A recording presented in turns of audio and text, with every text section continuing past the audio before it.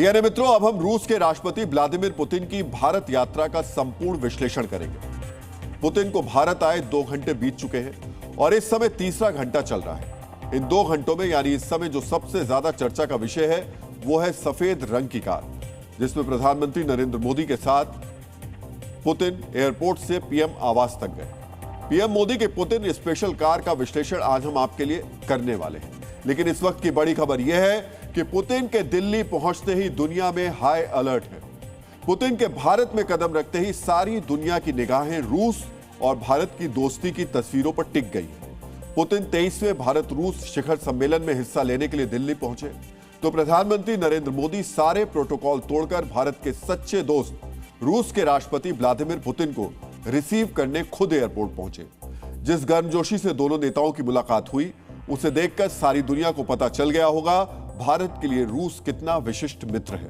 और Vladimir Putin, जिनकी आजकल आधी दुनिया दुश्मन बनी हुई है, उनको भारतीय सच्चा मित्र मानते हैं। आज डीएनए में हम आपके लिए मोदी और पुतिन की केमिस्ट्री को आधार बनाकर रूस और भारत की सच्ची दोस्ती का विश्लेषण करेंगे। राष्ट्रपति पुतिन का भारत दौरा सिर्फ नई दिल्ली और मॉस्को के लिए विशेष नहीं है, बल्कि भारत में पुतिन के 30 घंटे सारी दुनिया के लिए महत्वपूर्ण साबित होने वाले हैं। यही वजह है अमेरिका से लेकर यूरोप तक, मिडिल ईस्ट से लेकर चीन तक, हर क्षेत्र, हर देश में कौतूहल है कि भारत और रूस की साझेदारी को और गहरा करने वाले कौन कौन से समझौते नई दिल्ली में होने जा रहे हैं। आज आपको यह भी जानना चाहिए भारत और रूस की दोस्ती वाली तस्वीरों में दुनिया इतनी दिलचस्पी क्यों ले रही है, और जो समझौते दिल्ली में होने जा रहे हैं वो भारत और रूस के अलावा पूरी दुनिया में कैसे बड़ा असर डालने वाले हैं।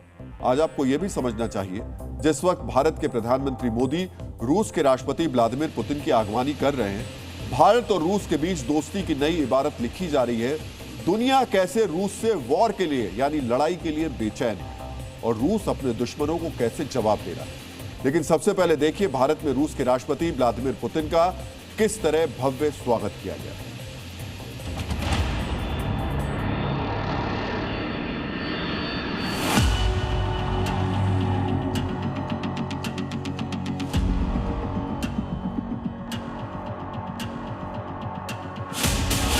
आज दिल्ली के पालम एयरपोर्ट से भारत रूस की दोस्ती की सबसे नई तस्वीर सामने आई।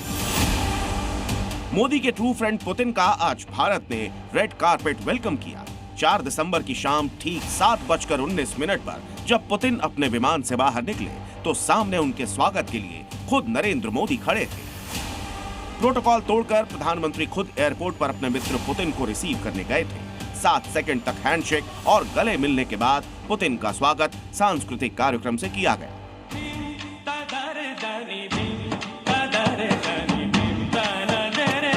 इसके बाद जो तस्वीरें सामने आई उसे पूरी दुनिया ने बहुत गौर से देखा।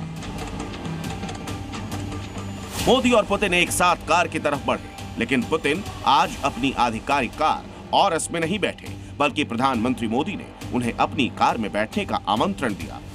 आमतौर पर किसी दूसरी कार में नहीं बैठने वाले पुतिन आज प्रधानमंत्री मोदी की सफेद रंग की कार में एयरपोर्ट से रवाना हुए। कार की बैक सीट पर बैठे पुतिन और मोदी के बीच अंदर क्या बात हो रही थी ये तो बाहर नहीं आई, लेकिन इतना तय है कि आज दिल्ली की सर्द शाम में दोनों नेताओं की गर्मजोशी पूरी दुनिया देख रही थी।